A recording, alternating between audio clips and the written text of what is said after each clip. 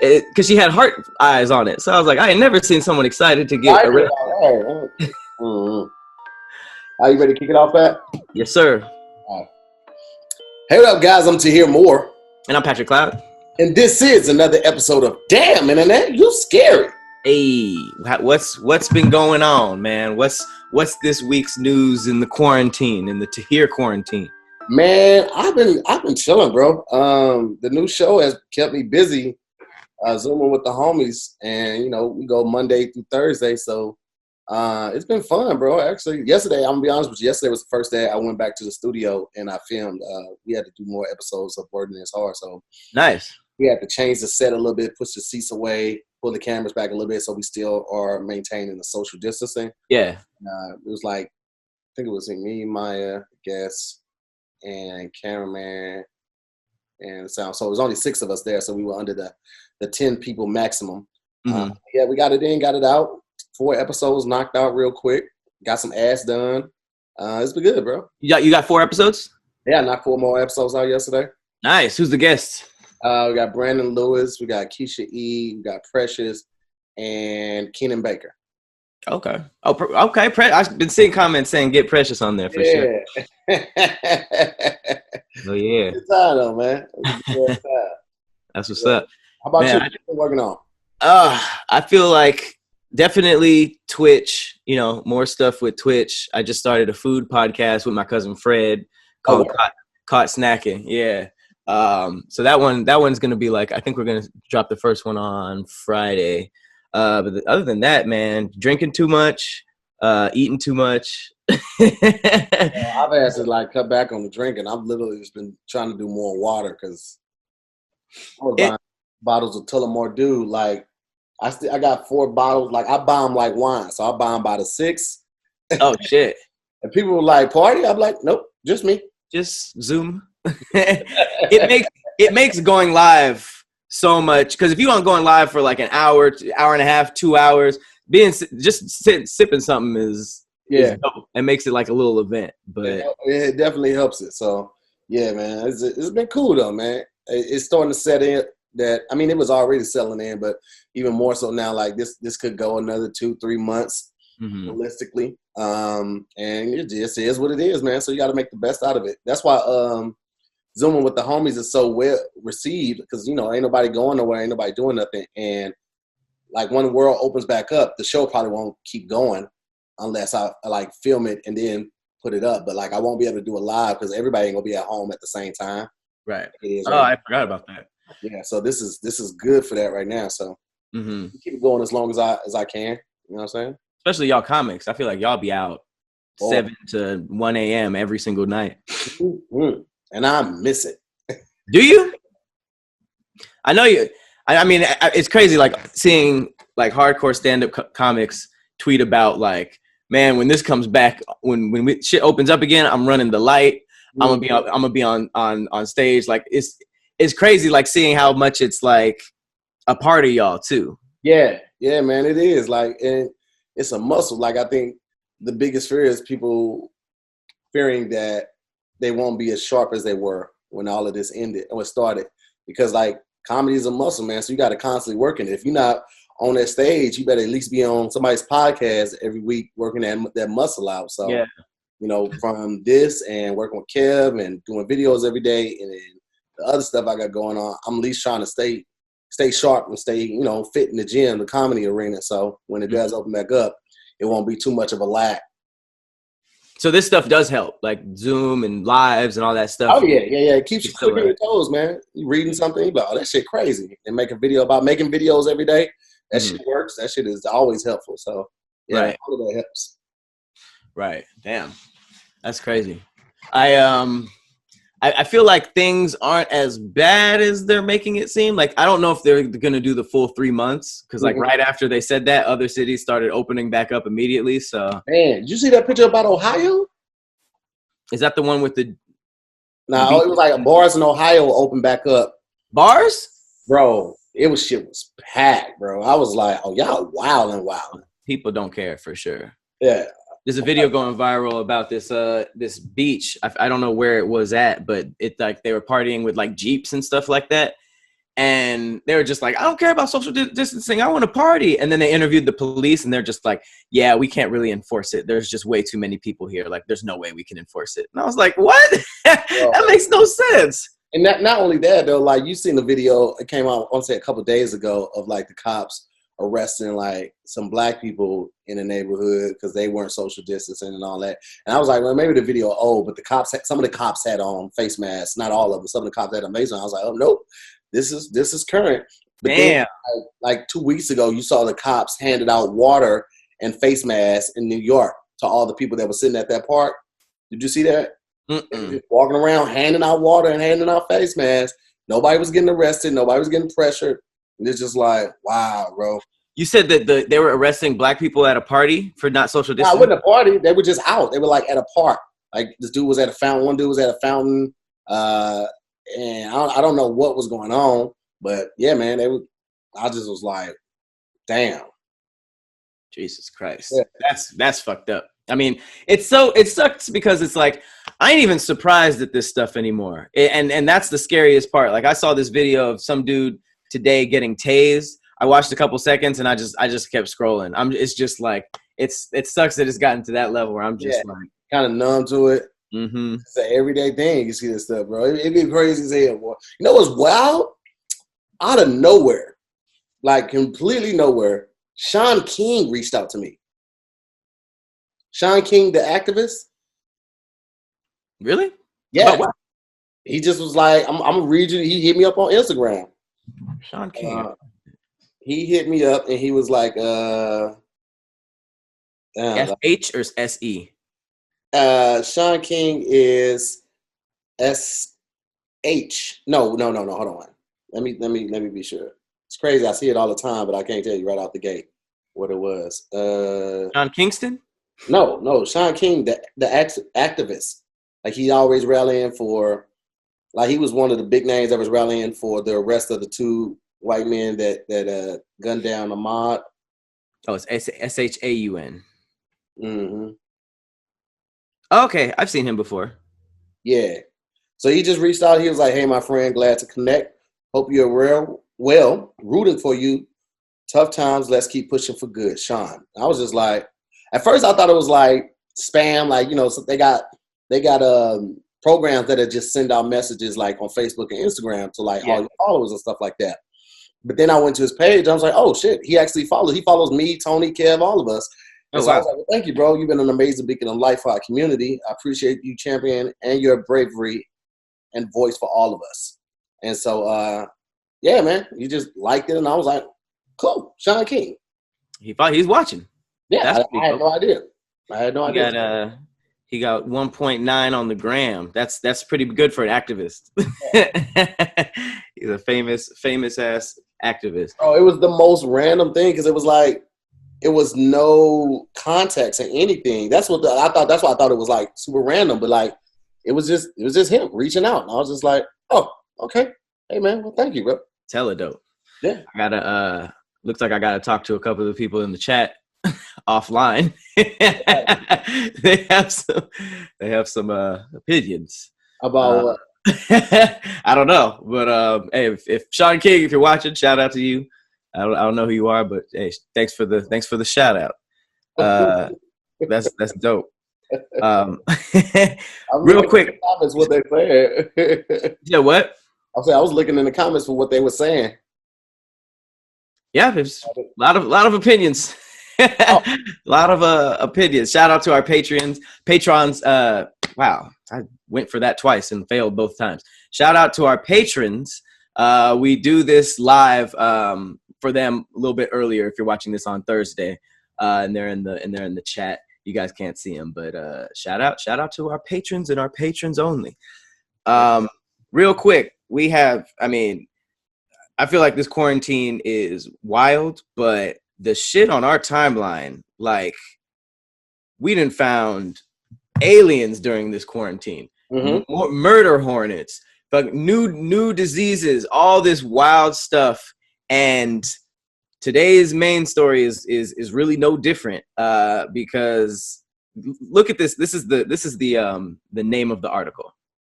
NASA scientists detect evidence of parallel universe where time runs backwards. That's the New York Post saying this. And when I read that, it was the same reaction I got when they said, hey, by the way, UFOs are real. And it was just on a random Tuesday. That kind of stuff is what's happening. But before we get into that, I do want to go into a real quick story that just popped up on the timeline. And I was just like, this guy's pretty amazing. LeBron James, he just told people that he trained for an NFL career in 2011, and Dallas Cowboys actually offered this big nigga a contract. Imagine being so good at sports that you dominate in basketball, and then you get the offer to go and play football on a professional level. I think he would have been good too. I mean, Mike did it. Mike wasn't good at baseball. Well, he wasn't great at baseball. Well, that ruined his legacy. Yeah.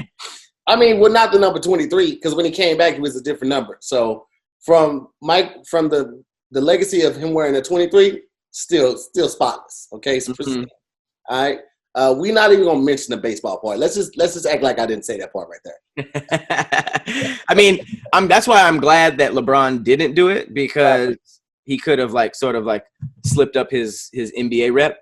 But that's just dope to know. I could have done both. I hear that Allen Iverson? Allen Iverson was a quarterback who could have gone to the league too. There's a couple of dominating athletes that low-key considered football because they played both in high school. But as a nigga that's not athletic, I saw that and I was like, fam, some people got it. Would you have wanted to see LeBron in the NFL? I wouldn't have watched it. You would have or wouldn't? Wouldn't have. I might have just caught I'm a more of a highlights clip type of guy. I don't really be watching the whole thing like that, because I just until it gets to the Super Bowl, I don't really be paying too much attention to it. Same. I definitely watch for that though. Yeah. But it's funny that you mentioned Michael Jordan, because it's going viral right now. I guess after the documentary. Mm-hmm. All this time, everybody thought that legendary game where he was sick, he had the flu, and it was bad pizza. Right. They even named the shoes after it. They called the shoes the flu game. Right. And now they're saying that they need to change the name to the Bad Pizza 12s or whatever it is. But I don't know. That's kind of not as cool. Ain't no kinda. It's too late. They got to just leave it at that, bro. It's too late to try to go back and switch that. Keep it at flu? Absolutely. Let's just keep it at that. Well, I mean, to be honest, he was known for being a gambler, right? Yeah. He would literally go to Vegas and go straight to the games from there, right? So I don't know. The more I look at it, it seems like a hangover. I don't know. Listen, man, I can't say either way, man. I've only seen certain clips of the Last Dance. I didn't even start watching it yet. Mm-hmm. Every time I think about it, I'm sleepy. I'm I don't want to start it right now. So I caught the first 2 episodes of Insecure. I haven't gone back to that. I haven't watched any of Last Dance. I'm behind on a lot of stuff, bro. I haven't had the time, which is crazy to think because we're in quarantine, but I really have not had the time. It's weird. It's weird to think that we're busier when the world shut down. Yeah.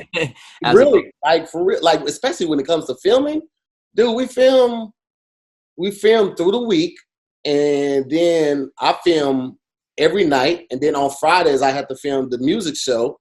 And bro, literally, you never know what the All Def might need from you over the weekend. I had to do the HBCU thing on Sunday. Right. It's always something, bro. So. That's why I got that. That's why I got that posture corrector, because there was a day this week that between meetings, shooting shows, shooting live shows, and shooting my own stuff, I was on Zoom from 11 a.m. to around 10 p.m. I did a full day, and I ran to Jack in the Box and ate it in the lobby before we went live.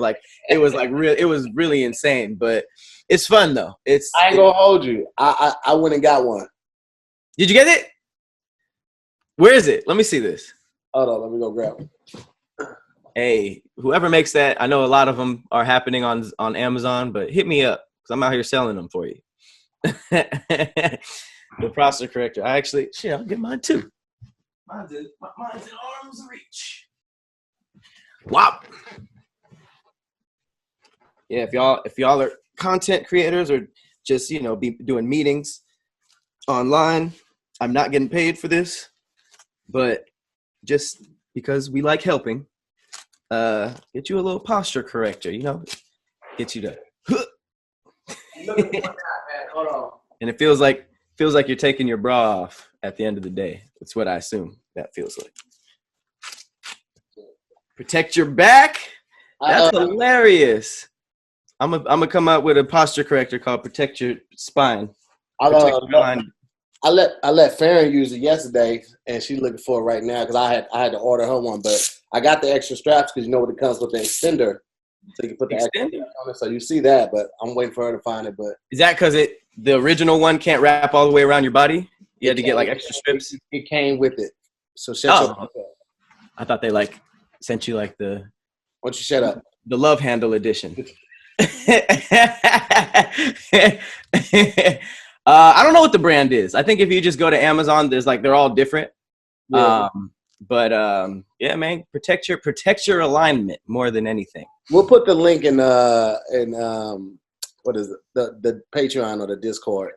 Yeah, I'm gonna hit this company up. Forget this. We need a collab, bro. I just reached out to Tish and told her like, yo, I need a new one sheet because I'm reaching out to Tullamore Dude this week, bro. I'm like, yo, it's my followers across this platform.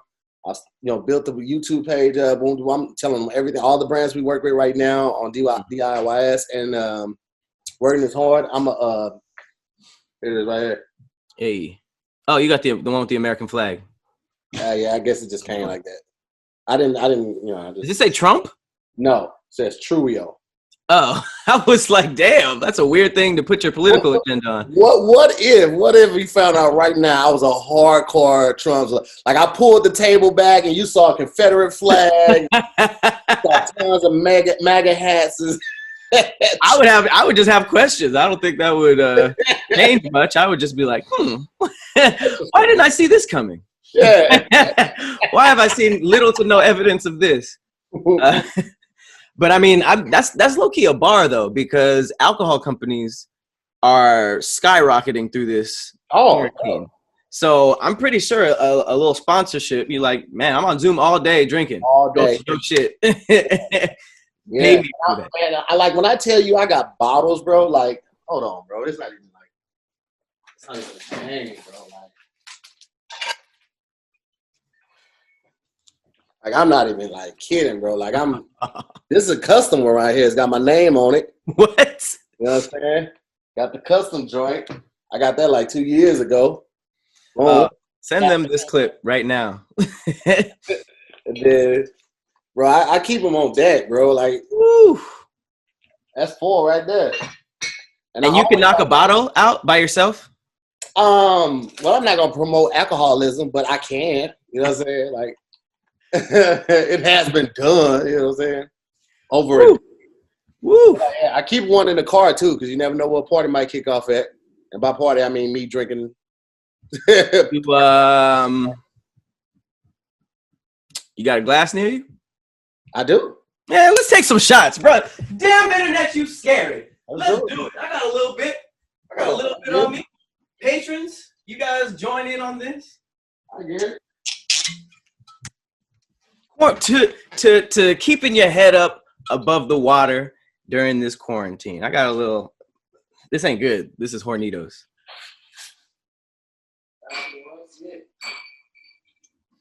But y'all go ahead and do this with us if you at home. Let's take a shot to us, to the patrons, to the podcast, to the surviving through this quarantine. Yep. Okay, I see you guys in the comments. You guys getting ready with us? For sure. Rack them up. I got the little skeleton glass. Oh, that's clean, bro. Oh, wait, we were supposed to take shots, huh? I just poured a whole glass. Hold on, I'll make it. No, do what you gotta do. I get a shot. I got some shot glasses in the bar. I'd be, man. I'm probably gonna have to end up twitching after this because Twitch is my favorite thing to do when I'm buzzed. All right, bing. All right, patrons, raise your glass to the screen. We out here. Hey man, so much success and coming out as this thing better than we went into it. Let's go.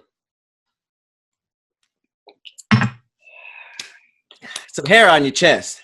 Yeah, man. I love it.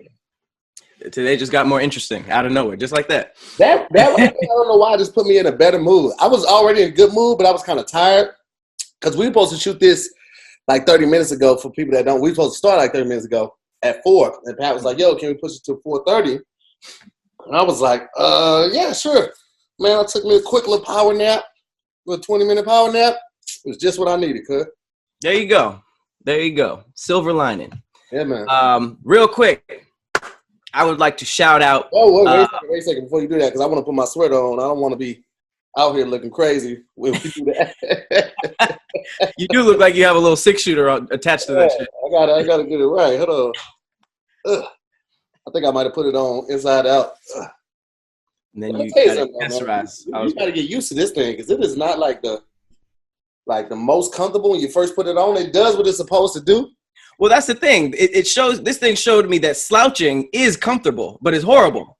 Yeah. So it's like I'm just over here like sitting like a soldier. It's not the most comfortable, but it's better than the alternative. I was playing this game called Final Fantasy, and there was this little kid who had a backpack on and this fly-ass handkerchief attached to it.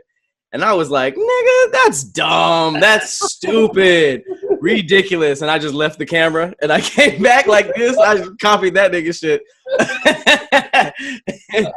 That's hilarious. All right, I gotta get it.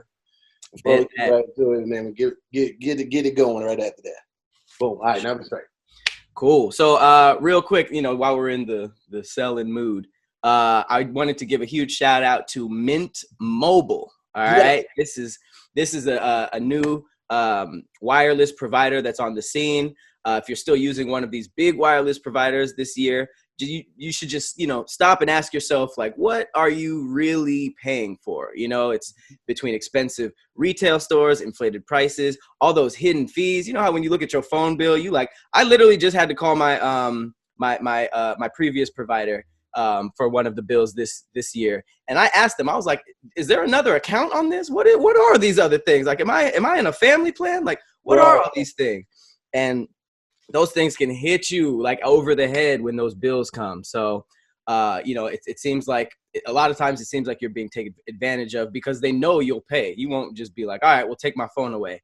But here comes Mint Mobile on the scene. Mint Mobile provides the same premium network coverage that you're used to, but literally a fraction of the cost because everything is online. So all these big packages, all these like mainstream packages that you're paying an arm and a leg for, Mint Mobile gives you the same network coverage, but you just paying less. I'm talking about you can get your bill down to like just $15 every month. It gets no better than it. Cause I mean, like, I'm almost ashamed to show y'all what my bill is. Like, I'm ashamed too, bro. I'm gonna show you just a quick little smidget of it. And this is just for like.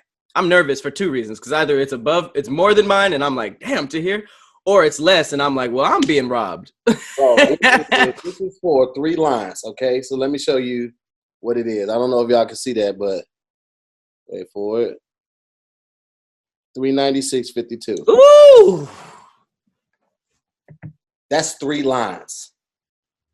3 lines. Now everybody got unlimited everything, all of that, but $396.52. Now, granted, like, we're paying for the kids just got a phone.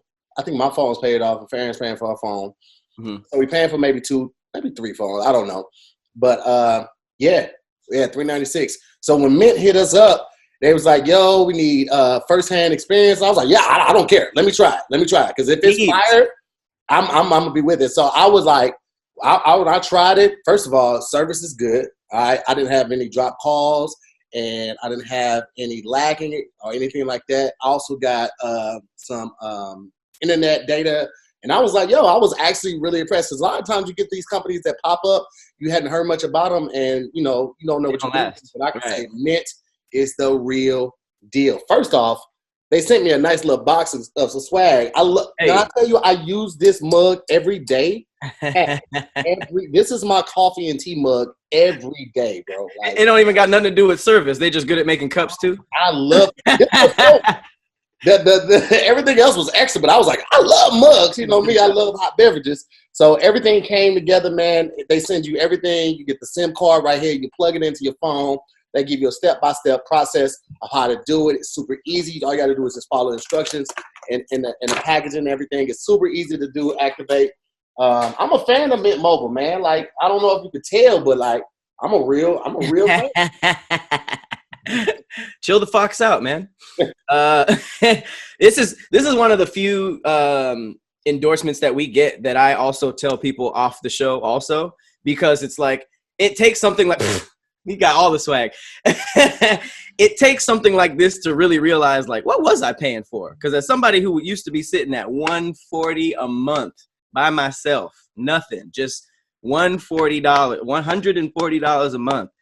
After switching to this, it's literally like, okay, I'm getting the same thing without a ridiculous bill. You have more? What? Is that a sock? It's socks, yeah. Okay, so yeah, so Tahir's a fan. But real quick, with Mint Mobile, you'll stop paying for unlimited data that you'll never use. You choose between plans with 3, 8, or 12 gigs. You can use your own phone with Mint Mobile. Their plan, keep your same number, all the existing contacts. You don't have to make a complete switch. And you can ditch your old wireless bill and start saving with Mint Mobile. So to get your new wireless plan for just $15 a month and get the plan shipped to your door for free. Absolutely.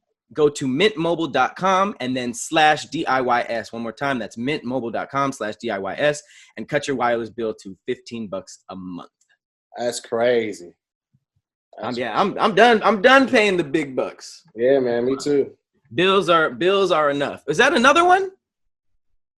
Is that a water bottle cooler? It's not. It's just a koozie. But they sent me so much swag. I use all of it, dog.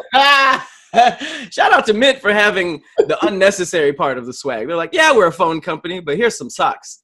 Hey, we make fire socks too. I got a pen. I got gum. I'm out here with Mint. I take them everywhere I go. It's my American Express. My MasterCard. I don't leave home without it.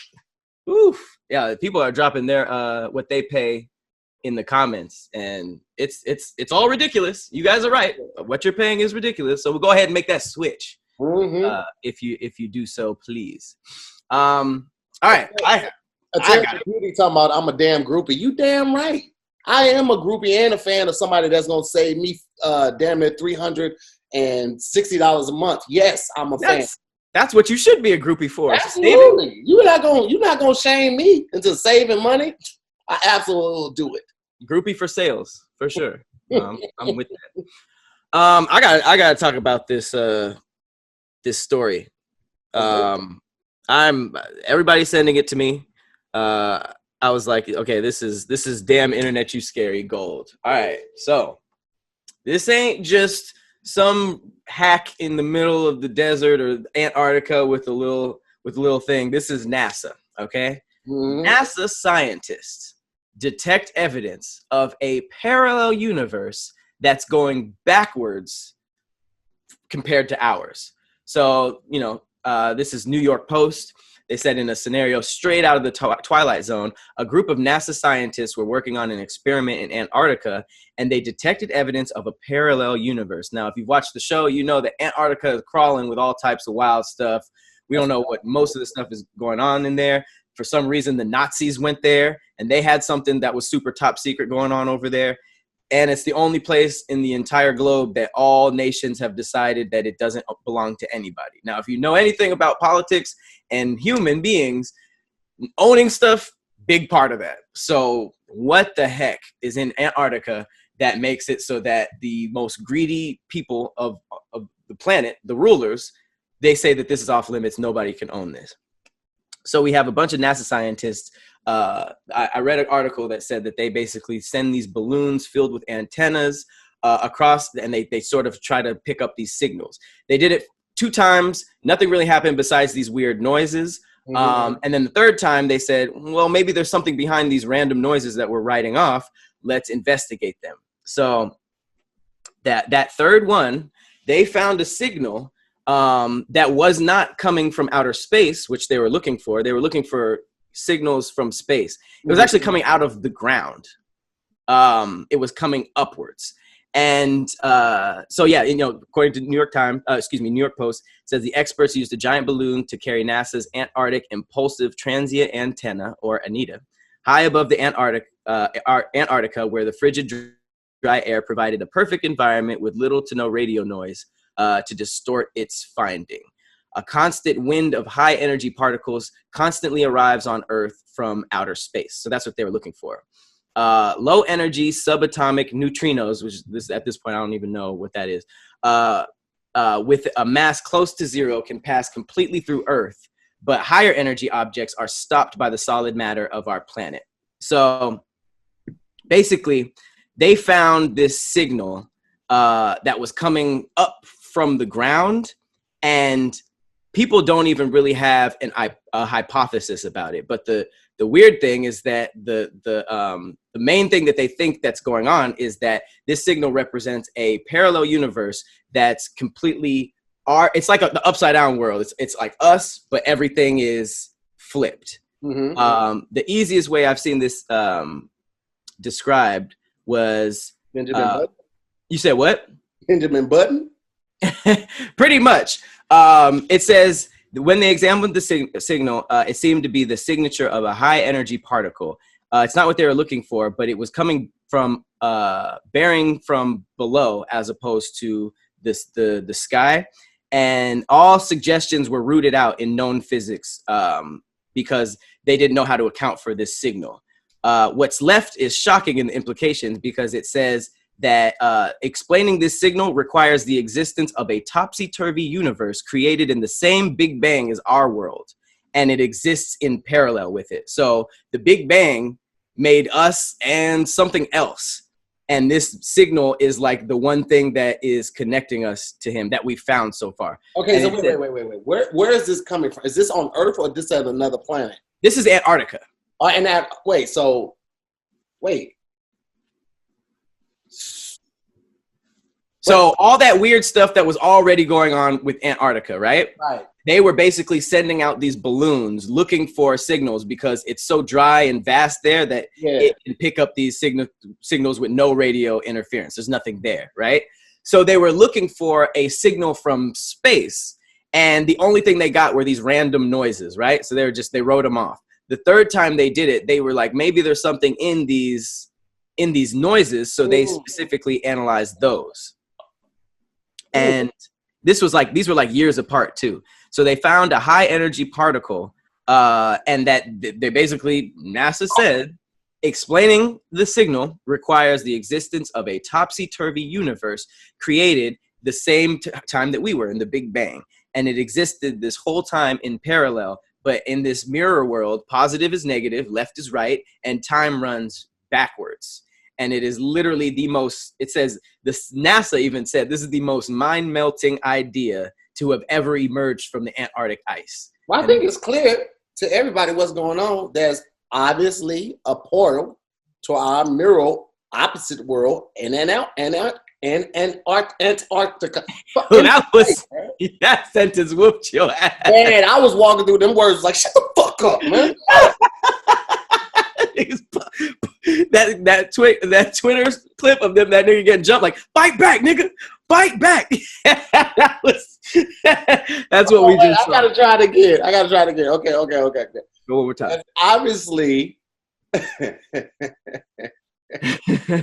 That's obviously a portal, a dimension door to our opposite world in Antarctica. That's scary, though. Can you imagine that there are 2 niggas that look just like us underneath us doing a podcast right now, except time is it's going to be morning for them in a few hours, right? Instead of night. Thing, like, so if if that's the case, do they read right to left instead of left to right? And do they finish their sentences with what we would start our sentences with? Is everything opposite, or is it just like, you know what I'm saying? Like that's the stuff. That's when I started freaking myself out. But like, well, how far does this rabbit hole go? Like, do songs start with the ending? Like they start with their hardest bars, and then it gets lighter as the song progresses. That's funny. I don't know. I think it's because this was such a sci-fi idea until today that nobody actually like really considered it. It was always just like, all right, for this movie, there's a parallel universe, blah, blah, blah, Rick and Morty, blah, blah, blah. But it's like, to hear NASA say it is not only mind-blowing, but it's also like, what the hell is happening with this quarantine? Is the world about to end and they're just giving us all the secrets that they were, because like the UFO thing was just like, that happened and now everybody's back to normal. Like, but you know what? Here's the thing about the UFO thing. That video had like surfaced a while ago. NASA just didn't confirm it. Like, right. Or the government didn't confirm it. But I have saw that video before. That's number one. Number two, I feel like, you know, they like, with everything going on, let's just see how people react to this shit that we've really found years ago. You know what I mean? No like, better time. Everybody's freaked out. Well, everybody's freaked out about a million things. And if we didn't have that to worry about, we would zoom in on this or zoom in on the aliens and stuff like that. So I don't know. After the murder hornets, I was just like, all right, bro, whatever. It ain't safe like nowhere, bro. Like what can we do? What can we do? I feel like we really can't do that. We got to just stay in the house. Now I wish I had stayed in Missouri and just bought a big ass house. My boy Charles Bell, man. I went to high school with this dude. Real good dude, man. He got a real good job after college. And he just bought a crib. I forget where, but it's like out in the county. But it looks like the country. Big ass crib. I ain't never seen somebody crib like on my level, my friends, high school, with a fountain in their foyer. He has a fountain. And he owns it? He owns it. Okay. He's also like a sneakerhead, so he collects sneakers. Like he buys in bulks, and he's not a reseller. He's just collecting it to build collection, and then he might open up a store or something like that. But he buys every pair of ones, every pair of exclusive. So he just buys them. Like Charles is doing really, really. What does he do? He's in pharmaceutics company. Yeah, he does. Pharma what? Pharmaceutics. Oh. Yeah. I can tell you were nervous for that one. He's in medicine. Yeah. He sells the medicine. I knew it was different because he always supports me when I do shows back at the crib. And then a couple years ago, he pulled up to a show in a Maserati. I was like,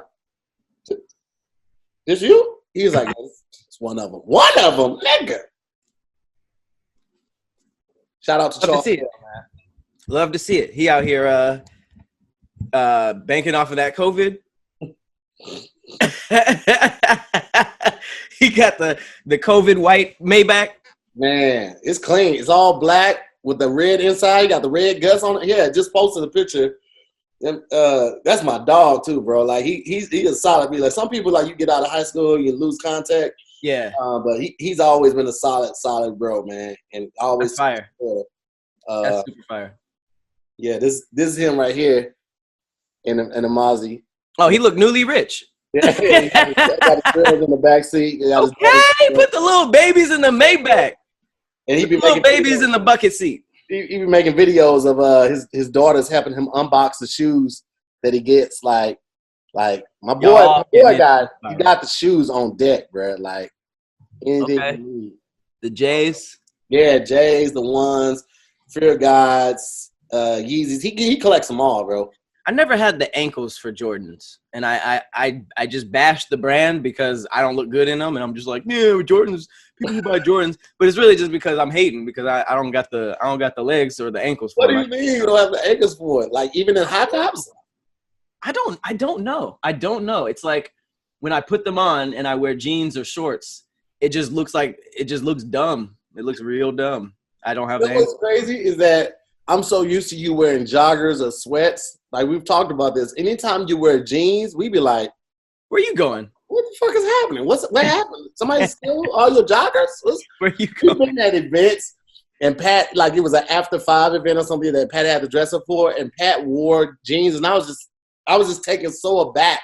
Like I felt like something was wrong. I had to pull him to the side and ask him, "Is everything all right at home?" No, that's my tuxedo. That's my tuxedo. If I put on jeans, it's an upscale event. And if it's an actual upscale event, I'm not going because I don't have anything. I'll borrow from my brother. Because you got the pictures in the what was it at? You got the pictures in the suit jacket. I had to host that event though. Oh, I couldn't flake. I couldn't flake. That was work. That was my work outfit. Pat, you hella photogenic, bro. You said what? You hella photogenic. I was looking at this picture, like, hey, this nigga Pat look artsy as hell. Hey, okay. Shout out to Nami Wear. You know what I'm saying? Like sometimes you see somebody, you're like, oh, they look photogenic, and then they look artsy, and they not really artsy, just a nigga that like to smoke weed. But you really fit the stereotype. You like are true to every stereotype about you. Love weed, hella artsy, do your own thing, kind of keep to yourself, but people are drawn to you. Well, despite what everybody thinks, I actually don't really mess with incense like that. That's the one thing niggas be having wrong about me every time. Like black soaps, incense. I don't be making my own candles and shit. I love candles, bro. The smells are like my thing, bro. I went to Target today, man, and this is my favorite candle right here. The Chesapeake Bake Snuggly Sweater. I buy them out every time. Every time they restock, I restock.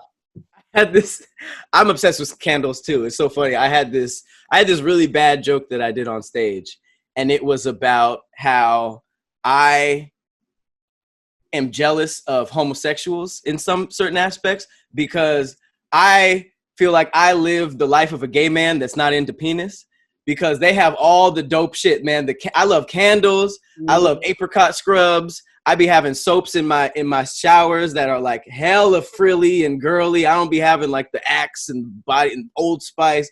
It's like they have all the dope stuff, and it's like their lifestyle is cool. Just no penis, please. Like just give me all the fun, all the products. Just no niggas. Super dumb, but it's like when it comes to like candles, nigga, face wash, lotions, like I'm all in. I was up in bed. Y'all talk so much shit about me and my upkeep, and then to hear you say this, you motherfucker, because y'all know me. I'm a member at Hammer and Nail, so I go get manicures, pedicures monthly. Sometimes twice a month when I have the time. I got a coffee scrub for my face and for my beard. Those are great. Those are great. So great because caffeine opens up the pores. It's good for it, so it absorbs the moisture, and it also moves because the coffee is coarse. It removes the dead skin on your face, and you can also use it on the bottom of your feet. I got the pumice scrub in the shower. I get the bottom of my feet. You know what I'm saying? Like I take care of myself, bro. You only get one body. And that shit is fire. They can laugh all they want, but you only get one body. You could buy it for a new one, but I'm like, nigga, I'm pretty attached. I've had this one for a while, so I would like to keep all the pieces. I would never admit this in Squadcast, ever. But the amount of nights, like, if I was hanging out with like a chick or something, the amount of nights that we would have like face masks, you couldn't tell me nothing. Wait a second. You wear the chick got face mask? Clay, the paper ones, the bubble ones. Oh, come on. Hey, I'm not gonna lie to you. I did a foot mask. The foot mask it comes a pair. No, it's just like the face mask, right? Except you slide your foot in, and then you it has like a little piece of sticky part. You like strap it over. It's literally like a sock, and inside the sock it has like all the nutrients and the scrub. And that sounds fire, bro. You keep it on for 20 minutes, take it off. You talking about the smoothest feet on your side of the street, bro. I couldn't wait to put my flip-flops on and go shine on these hoes at Ralph's. I was like, you see it, nigga? I'm out here, cuticles pressed back, toenails clipped. You'll see what I'm out here doing, bro. Don't play with me, bro. People assume because I have dreads and I be in sweats that I don't be like, I be just not taking care. If people knew that I was a germaphobe, neat freak, and I just be like, I be doing shit like this, it would go up against everything. Bro, here's the thing. Like, I've been like that. Like, these are always in my bag when I travel. Wet ones and also sanitary wipes for when I use the restroom. I always got hand sanitizer. I ain't new to this just because of COVID, bro. I've always been like, like if you ask anybody that know me or dated me, I'm like, when last you got tested? Like I've always been like this. This ain't no new shit for me, bro. Like everybody else is new to this shit and trying to take it. I'm always like, let me see. Like I'm like, let me see the results. That's how I always was. And that's the best thing about COVID, because I think we talked about this last year. How last week. How the people in New York cleaned the subways for the first time in like 100 years. Some ridiculous stat. So it's like, okay, yes, COVID sucks, but if it makes people obsessed with washing their hands, purifying, like it don't got to be OD all the time, but it's right. Like just like germs are a thing. It took a national pandemic for people to stop being disgusting. Like, so I'm down with that. I never really minded that part. But you know what's crazy? I'm reading some of the comments and people are like, we should do a big ass sleepover. That would be hella dope. Like we would, and I'm gonna let y'all know, if we did that, we would have to charge because we would have to pay for the house. Obviously, we would rent something. We're not bringing everybody to our house. We can't like support that, but we would rent like a big ass mansion and like sell tickets for like $100, and that'd include like your drinks, your dinner, and your breakfast. Have a big ass sleepover. Everybody got like face mask on, all of that type of shit, drinks. We got that would be fire. And to see a bunch of dudes doing that, I feel like it would be so liberating for us, because I feel like niggas, we low-key want to do that. That would be like the manifestation of the spirit and energy of Drake. Cause like, Drake gets facials, right? But like, you like, oh, he get that cause he rich. But like, bro, it don't cost that much. You go to Target, you can get the face mask, the individual face mask in the little packaging for like $3.99, bro. Like I know, so you can't flex on me. I do this shit, bro. Like we have everything you need. We got footies, we got pajamas, all that shit. Just make it like a whole pajama party. DJ, drinks, and then niggas drinking sangria. Yo, we got 2 movie rooms, so we got 2 movies going on. Everybody can watch. It ain't even like on no freak shit, like just chilling and just being around good people, good energy. That's the thing. The flyer makes it sound like a sex party or an orgy, but if after the third one, it's like, oh, that actually never breaks out. It's just one of those things. I feel like it blew up. We'll make sure we get a house close to a hotel, so if you want to be on that shit, you can go and do that. Oh yeah, go ahead. Just don't stay in the couch. Yeah. It's right, because this is like a very expensive Airbnb. That's fucking hilarious. And then you'd get all the tough, manly men that are just like, I ain't doing blah, blah, blah, blah, blah, blah, blah, blah. And then the next month, they just like, well, let me check this out. Yeah. That's how it always is. That's how it freaking always is. That would be hella dope. Man. Listen, when this is over, we going to look into that. We going to make something happen for y'all. That's going to be our version of trap karaoke. Hell yeah! That would be hella clutch. They eating off of that. Man, speaking of cleanliness and keeping your stuff together, I wanted to shout out Keeps. Keeps is something that we've been working with for a minute. This is the newest way to keep your hair. As someone whose hair is a big part of everything I'm doing, Keeps came right on time. Yeah, man. For the most part, 2 out of 3 guys will experience some form of male pattern baldness by the time they're 35. The best way to prevent hair loss is to do something about it while you still have hair left. So this is getting ahead of the problem. Yeah. You can get treated from home. You used to have to go to the doctor's office for your hair loss prescription, but now because of Keeps, you can visit a doctor online and get hair loss medication delivered right to your house. So they make it easy and they deliver your medication every 3 months. So just say goodbye to pharmacy checkout lines, awkward doctor visits. It's private. You can get your problem done without having to visit the doctors. And they Keeps offers generic versions. So out of the 2 FDA approved hair loss products out there, you probably have tried them before, but never for this price. It's very, very affordable. And here's the thing though, like Keeps can take up to 4 to 6 months to start working for you to actually start seeing the results. So prevention is key, right? And then time is of the essence, like with most things, right? So you want to get on this sooner than later. So I would encourage you guys to find out why Keeps has more 5-star reviews than any of its competitors, and nearly 1,000 men I'm sorry, nearly 100,000 men trust Keeps for their hair loss prevention medication. And you can get like plans starting at just $10 a month. And for a limited time, you can get your first month for free. So what you really need to do is check out Keeps. All right. Head on over to keeps.com/DIYS. Again, that's KEEPS.com/DIYS. And get in on this. Like realistically, jump in on this. Check this out. Because Pat, you had got something, right? You tried it? Yep. I tried a little bit. I had to get ahead of it. Okay. Well, man, listen, because y'all watching and because y'all rocking with us, we're going to provide your first month for free. That's right. Your first month is absolutely free. All you got to do is go to keeps.com/DIYS. Again, that's KEEPS.com/DIYS, and you get your first month for free. And that's on your homes. All right. Just because we rocks with y'all. If you are a male in his 30s, there's literally no reason to not try this. It's free. Check it out. If you don't like it, you don't like it. But yeah. It's great. Get ahead of the problem before it happens. Faux show. That's always the thing.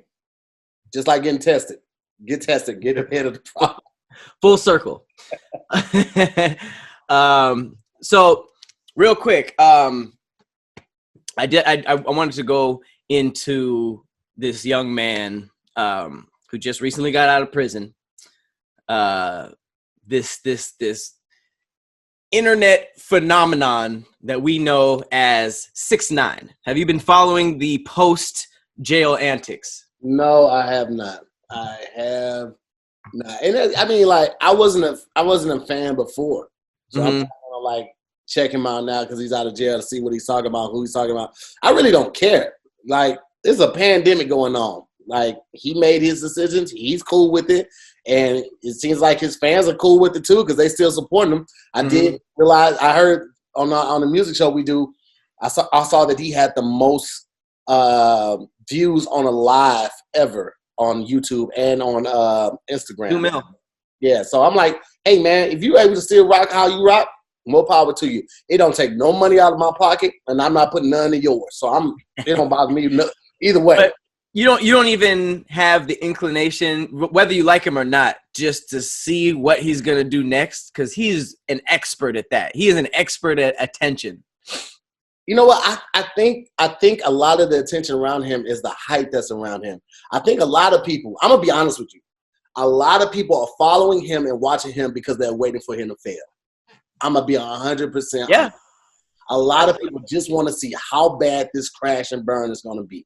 Because you can't tell me that all of those people are a fan of his lyrics. Like, I've heard songs, and I'm like, no, it can't be that.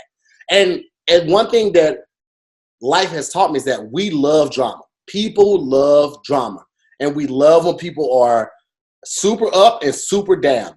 But nothing is better than super down. Because, like, think about it. Like, I mean, aside from, like, look at Chance's last album when he's talking about his wife on just about every track.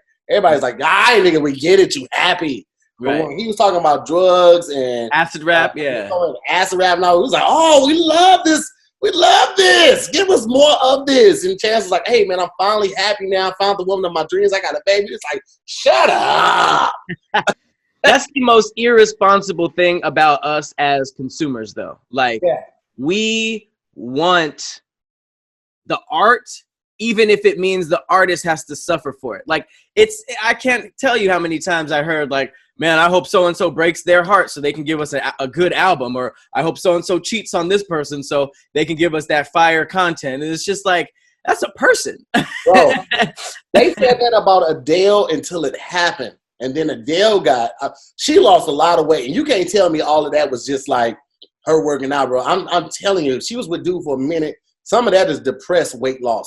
And we longed for that. We was like, oh, this album finna be fun. I remember reading tweets of people saying, like, as soon as she announced the breakup, and then they had posted that picture of her getting out of the car and she had this face on. It's like, that's what it looks like when you just lost 22 million. Like, she had to pay old boy 22 million. And people was like, oh, this new album finna be fire. And it's like, bro, she just went through one of the hardest breakups of her life, and that's all you focus on? It's different. But you know what, Pat? I'm going to be honest with you. It's different when you're on the other side of the veil. When you're on the other side of the curtain, where we're the entertainers, we're not the consumers, but we're still consumers, but we're also entertainers. Right. We start to see it from their standpoint. But yeah. when we're just consumers, I was the same way. When Pac got shot the first time at the studio, I was like, and he survived, I was like, okay, he gonna be straight. And so when he got shot the second time. You saw that on the news the first time? Yeah, I was a kid. I remember when Pac died. I remember when they announced it over the radio. It was on Magic 108. I remember it, and I cried, bro. Was it 96 or 98? 96. Okay. I remember that, and I remember crying. Because I was in the Midwest, but I rolled for the West Coast hard. But I was a Biggie fan. But Were you a Pac fan too? Huh? Were you a Pac fan? I was a Pac fan. I was a huge Pac fan. Huge. Damn, that must have been so dope to watch. All Eyes on Me was the first rap album that I bought. No, I'm sorry. Snoop Dogg's album was the first rap album that I bought. I bought that on cassette. And then All Eyes on Me was the second rap album that I bought. I bought it on cassette. My mom threw it away. I bought All Eyes on Me probably 3 times. My mom threw it away every time. Every time she threw it away. And I'm talking about, I bought it for real. I bought it from the store. I bought it from Camelot. I'm going to show my age. If you a real one, you know about Camelot. You know about Sam Goody. You know about, what's some of the other, I can't even think of any other stores, but I bought it because it had the fold out on the cassette tape, and I was reading all the songs and producers, all of that. Bro, I was in there, bro. Damn. And you're the first person I've ever talked to who made me realize I missed out on a huge thing of hip hop. Like everybody I grew up with, you know, Pac, we remember when he was killed and we knew of him, but like to be a fan of hip hop in that era, I was a little too young, but like I was obsessed with it because I had every Beef video. You remember the Beef DVDs? Yeah. And they were talking about Biggie versus Tupac, East versus West. It's always been presented to me historically. So I can't even imagine how dope that must have been to watch real time. Yeah, it was dope, but it was like I wasn't traveling at that time. Like I was a kid, so I obviously wasn't traveling at that time. But like these are 2 black men who are rappers, a genre of music that they thought would die out like disco did. Yeah. 2 black men individually pitted opposite coasts against each other. Like it had never been seen before. It affected record sales too, right? Huh? It affected record sales too, right? Yeah. If you weren't Pac or Biggie, you weren't getting all the sales like that. I mean, Nas and Jay still were doing sales, but like Pac and Biggie were on the top of the charts. Like even without like hit singles. I mean, Pac had Hit 'Em Up, and he had To Live and Die in L.A., and they Toss It Up, all of that type of stuff. California Love, bro. It was crazy, but then like it was also scary. It was also scary to like because you felt the tension even like through the videos, and then at the Source Awards, it was just, bro. It was weird. It was a weird time. But at the time, I was a kid. I was just a consumer, so I was like, "Oh, I love this shit. This shit crazy. I'm all in the gang life and all of that shit. So I love that shit, bro. Like I was all about that thug life shit. I was all for it." I remember Snoop said that everybody from New York stopped buying West Coast records. Like literally, like it was unanimous. Like how nobody's really standing together through this COVID shit. Like they stood to get, like New York was not buying our shit. We were not buying their shit. I don't even think they performed over there. It was a huge thing, bro. And so like after like it got to a point where Death Row was like just synonymous with danger and beef and we'll fuck you up type shit, right? So when Dre left Death Row, Pac was mad at Dre. And Dre left Death Row, he created Aftermath, but he also produced the Firm album. So like the Firm was Nas, AZ, Foxy Brown, and Dre. And so like Pac was heated at Dre. He was heated at Dre for leaving Death Row and for starting Aftermath, for working with the East Coast. But Dre like really helped rebuild their relationship between the East and the West. Aside from the deaths, Dre was one of the first people to like reach out and like, yo, bro, I'm not. Because like Corrupt from the Dog Pound, him and Foxy Brown used to date. And then supposedly she cheated on him because Corrupt is from the East Coast. Same as Pop from the East Coast. I knew he's from Baltimore, right? Yeah. And he But Corrupt is from the East Coast. And New York? Yep, and he used to date Foxy Brown, bro. Like you What? got, bro, because Corrupt is dope. Like if you listen to the lyrics of Corrupt, Corrupt was dope. When on that 2-disc album he dropped, it was like East Coast, West Coast. Like he had an album for the West Coast, The Girls All Pause. No, actually, Girls All Pause. I loved him. Daz Dillinger was my favorite rapper at one point. Yeah, but Corrupt, bro. Corrupt, one of the dopest lyricists that does not get the praise that he deserves on the West Coast. Hey, New York low key did start rap because, like, there ain't no low key to it. They did. I mean, all of our West Coast soldiers are like, fam, a lot of y'all niggas is from New York. A lot of them, bro. Jesus.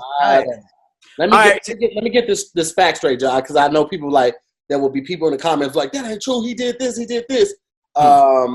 So the album Corruption, that one had an East Coast and West Coast side. That was like a double disc right there. It was an East Coast and West Coast side? It was like an East Coast album and a West Coast album. Like Sweatsuit? Yeah, kind of like Sweatsuit. And then The Streets is a Mother was the one with Girls All Pals. That shit. I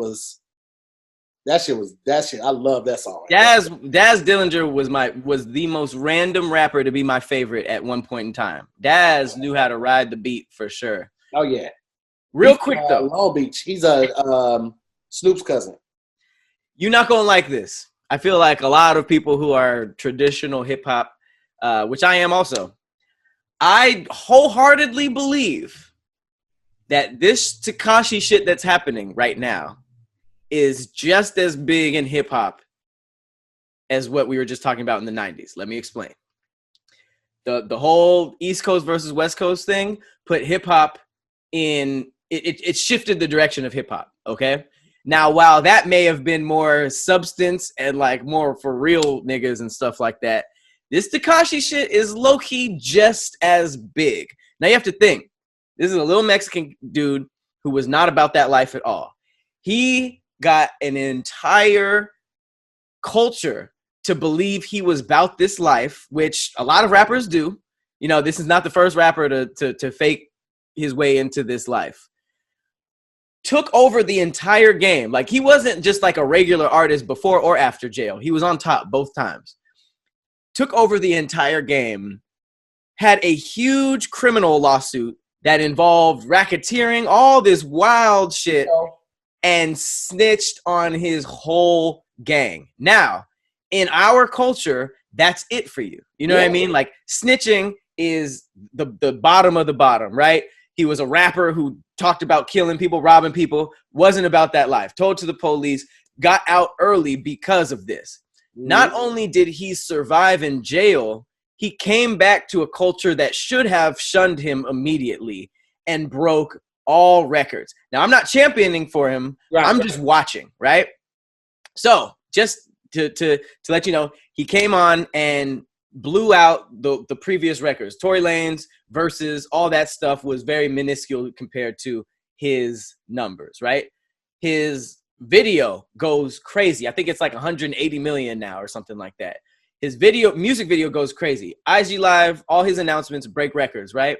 Mm-hmm. All of a sudden, he accepts the rap title and makes it part of his image, which is just like, fam. And not only that, comes back with a very dope visually, you know, the audio is whatever, but the music video he came back with was actually very aesthetically pleasing. Like, if if he directs his own video, that would be super dope.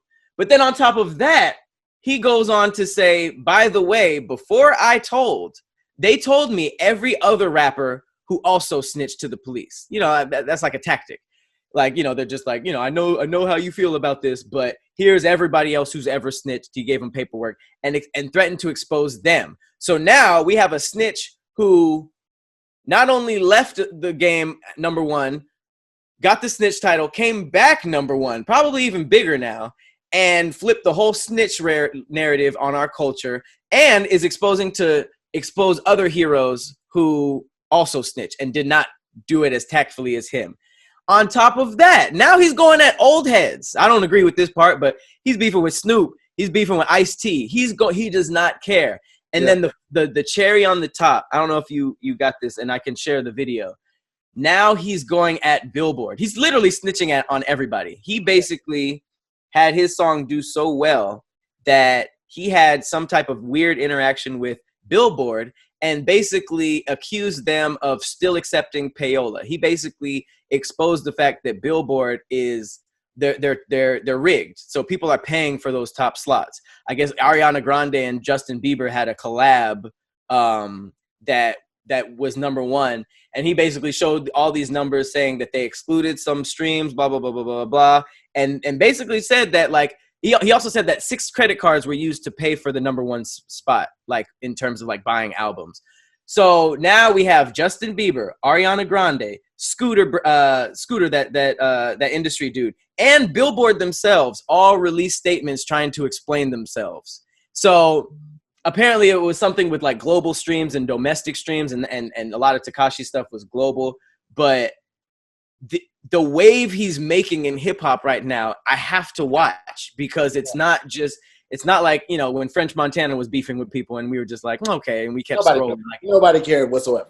This is it's pretty major, regardless of if you hate the kid or not. Yeah. If he proves that Billboard is, because Jay-Z's been saying this. He never said explicitly evidence, but he said that it was a joke. And if you think about the history of radio and payola, it makes perfect sense. It makes perfect sense. What? You bring up a good point. Everything that you just said is very relevant, and I think that's why I don't necessarily. I won't tune into his live. I'm not watching no YouTube, no shit like that. But I will do the recap on Two Dope Boys or Live New Hip Hop or something like that on one of the outlets. I will do that because I think it is important to stay abreast on what's going on in our day and time. And you're right. He is absolutely making huge and monumental waves that affect our culture. So I think it would be ill-advised to ignore the fact, right? I'm just not going to give him the clout. I'm not going to feed into it. But yeah, this whole Billboard thing, if that comes to pass that it was true, then it's like, man, I will shout him out for being like somebody that took the stand and figured this out, because a lot of people have inclinations and a lot of people got to have speculations, but nobody actually did the work to find out. So if he did the work to find out, hey, man, kudos to him for that. But I'm also not like, I'm not supporting, and you know what, it's cool because like people like, oh, Tahir just old and shit like that. I am, bro. I've had a long life. I had a long, crazy, difficult life, and I don't want to go back to none of that shit. I'm thankful for it because it made me the person I am, but it's also made me aware of the shit that's really important. Like the shit that a lot of these rappers are talking about, I don't give a fuck about that shit, bro. Like, especially right now. Like right now it shows you what's really important. Family, generational wealth, and health. Like, that's what's really important. Strippers, drugs, and all that shit, bro, keep that shit. I don't care about none of that shit. I don't even want to hear about that shit right now. Like, I haven't even really been on, like, real rap like that. I've been doing more hip-hop and more R&B than anything just because, like, that shit ain't helping right now, bro. Like, it's good for a turn-up, but where the fuck we turning up at? Like, don't get me wrong. Like, that sometimes you need to, like, hear some upbeat music to switch a mood, like, clean up or whatever the fuck. But I got Jeezy, I got T.I., I got Old Dog Pound, I got Biggie, I got Tupac. All that new, like, I don't care about that shit, bro. Like, I just don't. And, like, you just promoting violence. It's like, bro, I get enough violence from the news. I get enough shit going on in the news to hear you talk about you killing 40 niggas because they said your name. Like, I don't care. I just don't care. But you are right with the fact that we should be aware of it because he is, like, he's doing big things. So to that aspect, I will champion his calling people out on shit like that. But, like, all the antics and all the rap and all his behaviors, like, I don't. No, I'm the same way. Like, I'm watching not to see him succeed or fail. I'm tuned in because, first of all, I can't deny how entertaining this dude is. He's very entertaining. I don't like his music. I don't necessarily agree with what he did or what he's doing. Because, I mean, I'm from LA. What he did to Snoop was blasphemy. That's very disrespectful. But it's just like, it's one of those things that it's too big to to just ignore because, you know, it's crazy. You know, I saw a comment that said, if he died tomorrow, would he be as popular as Tupac or Biggie? Nah. I think that's generational. And not only is it generational, it also has a lot to do with technology. Like back in the day when Biggie was beefing, Like it was just CDs. There was no streaming. It was live concerts, video, CDs. That was the means of getting your art out, right? Right. So like a lot of people fell in love with those artists from those three avenues, right? But now you got IG, you have YouTube, you have Zoom, you have multiple outlets for people to get their art out, get their word out. Like you didn't hear what an artist thought about something until they were in Source or Vibe or something like that, because there was no outlet for them to directly talk to the people. We've completely disregarded the middleman, and now there is a peer-to-peer connection between the artist and the consumer. So now it's like it's great because you get it instant, but there's also like no mystery to it. And so one of the biggest things with Pac and Big is that there was still a lot of mystery cloud. You didn't know how Big really felt about Pac. You didn't know how really felt about Big. It was so many unknown variables in there. That's what keeps like their legacy alive. Aside from their talent, is because we don't know about them. 6ix9ine takes advantage of every avenue to talk to the people. You know everything about him. He admits to snitching. He admits to not really being about their life. He admits to being a Mexican kid with colored hair that don't really. He said that his raps on the Nicki Minaj songs were trash. Yeah. He admitted this. He literally said, like, bro, look what I'm saying on the Breakfast Club. He's like, look what I said. That shit don't make no sense. They love it. They eat that up. Yeah. And people, he basically called people, all his fans, he basically called them a sheep. He said, y'all are sheep. Y'all just eat this shit up. It don't matter what I say. Y'all gonna buy it. And people was like, oh yeah, 6ix9ine the truth. He's the GOAT. Bro, ain't no artist going to insult me, call me a sheep, call me a follower, and I'm still gonna be supporting them and riding for them 100%. Right. It's no, not, for real. Not gonna be right. Well, that's the thing. He uses antics to boost his popularity, right? Yes. Because like you said, people love drama. A fight video will get millions of more videos than a good news video or like this person did a good deed. But you know what I mean? Like we just love the drama. And for that reason, I think that when it comes to Tupac and Biggie, they were infinitely more talented, infinitely more better at hip hop, respect wise, through the roof. You know, these guys were poets. They actually wrote shit about stuff. That is not a question. Popularity wise, with social media and his antics and stuff like that, 6ix9ine might be one of the most popular artists we've ever seen, popularity wise, because like you said, people who hate him are tuning in, people who love him are tuning in, people who just want to see what happens are tuning in. So it's I'm just thinking when it comes to popularity, and now we have social media. So this dude goes to jail and snitches. That news hits Twitter, the whole world knows about it, as opposed to, you know, the news outlets that Tupac and Biggie were and that was worldwide too because they died. But 6ix9ine, popularity wise, is one of the biggest rappers we've ever seen, regardless of how he got there. I'm gonna say this, and this shit gonna come off foul as hell. But I'm gonna be honest with you. I know it better not be nothing better than that happened to this guy, and nothing happened to George Zimmerman. I say that I'm not pushing for something to happen to George Zimmerman. I'm not advocating for anything to happen to 6ix9ine. I'm just saying, if George Zimmerman, who we know killed this unarmed black kid,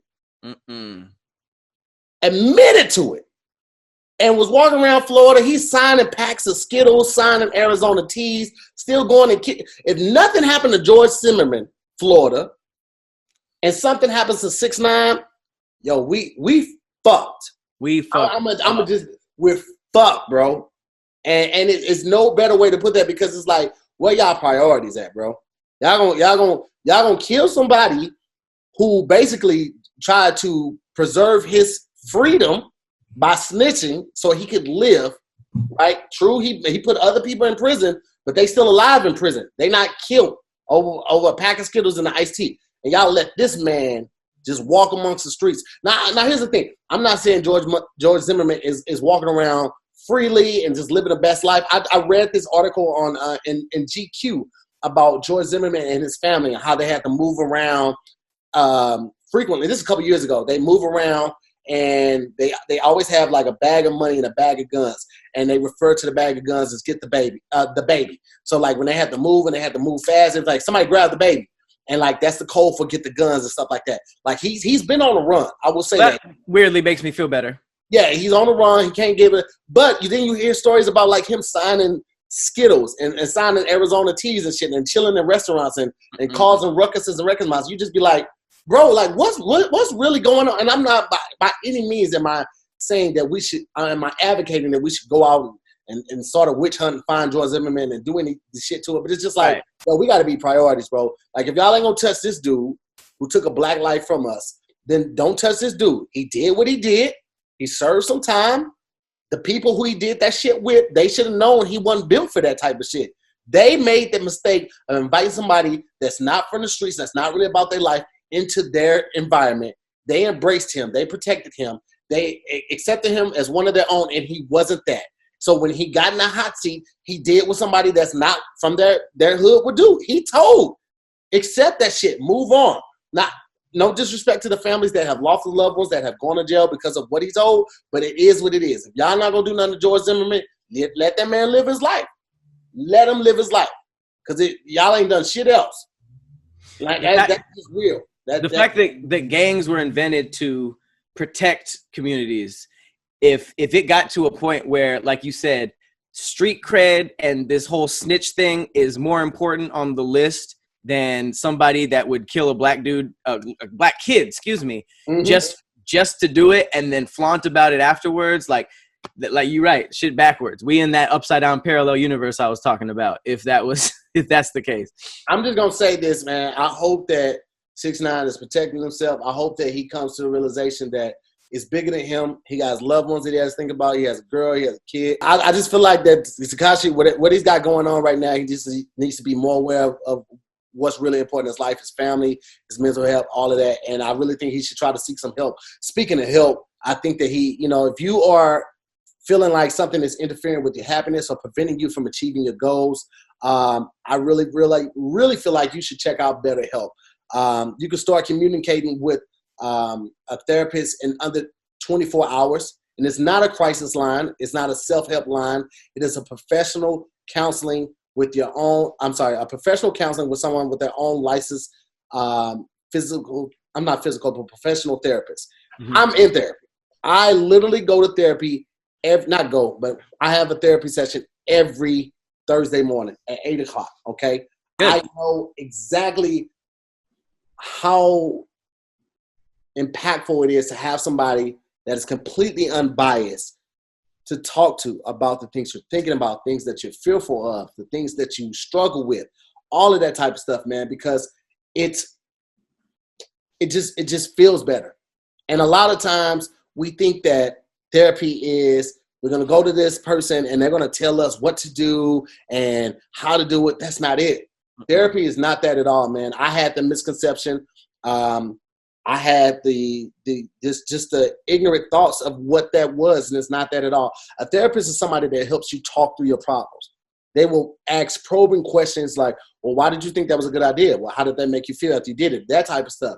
They help you come to the right conclusion. They don't tell you what to do. That's not it. And I know a lot of people from communities of color have this perception of what therapy is, and we've all been told, like, you don't take family business outside of the house, and you don't tell nobody about what you got going on. And even before I went to therapy, I was like, why would I tell somebody what's going on? Like, why would I talk about it? Talking don't fix nothing. You know what I'm saying? Action fix something. I had all of these preconceived notions about therapy, and I'm going to tell you, all of them were wrong. My therapist has been such a godsend to me, being able to talk to somebody that truly wants to help me, being able to talk to somebody that's not going to judge me off of the fuck shit that I did in my past, fuck shit that I thought about right now. All of that type of stuff makes a difference. And to have somebody to talk to you and help you, guide you through that and walk you through that, it is essential. I cannot express that enough. So I would encourage you to check out BetterHelp, because they will assist you and assess your needs and match you with a licensed therapist. You can start communicating, like I said, with somebody in under 24 hours. The service is available for clients all over the world, and you can log in from your account anytime and message your counselor.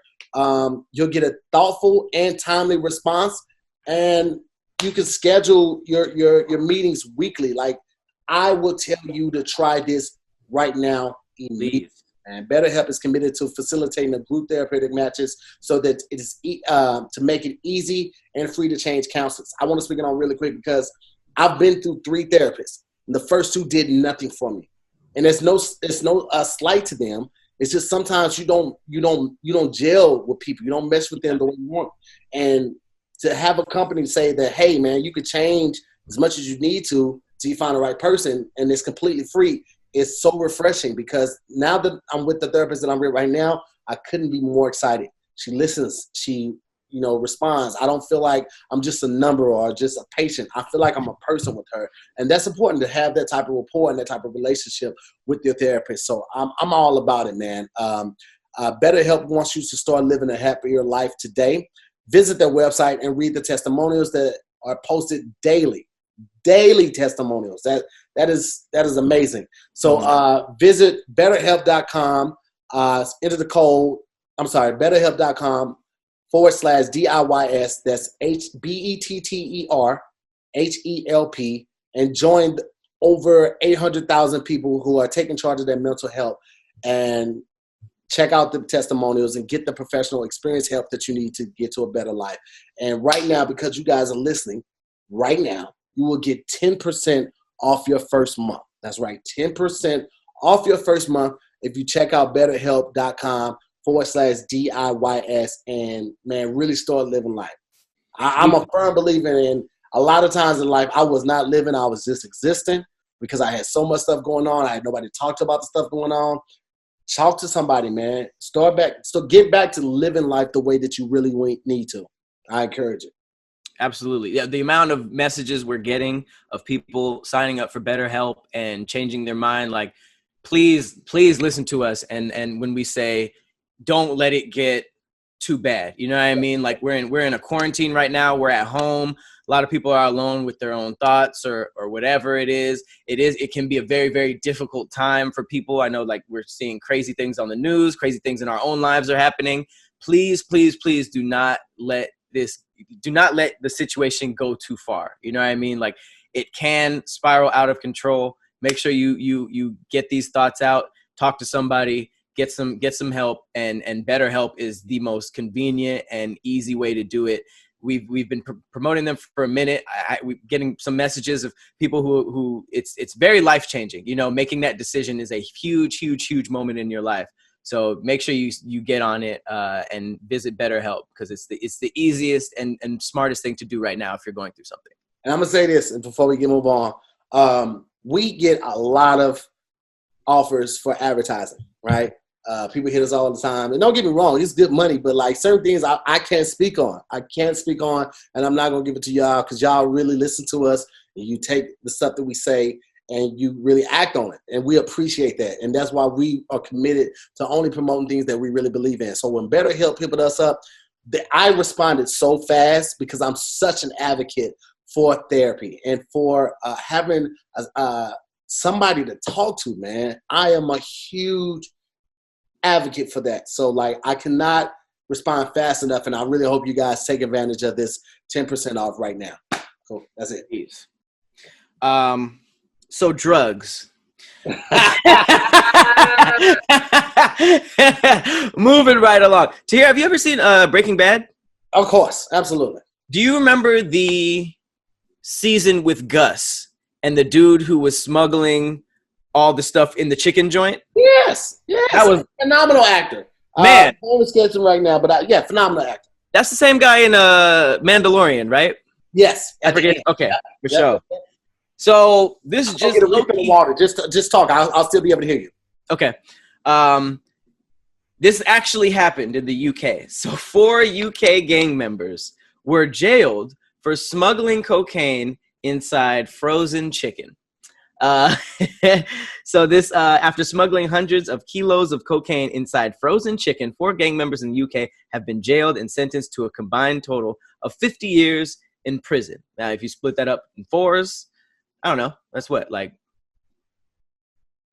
10 years and some change each.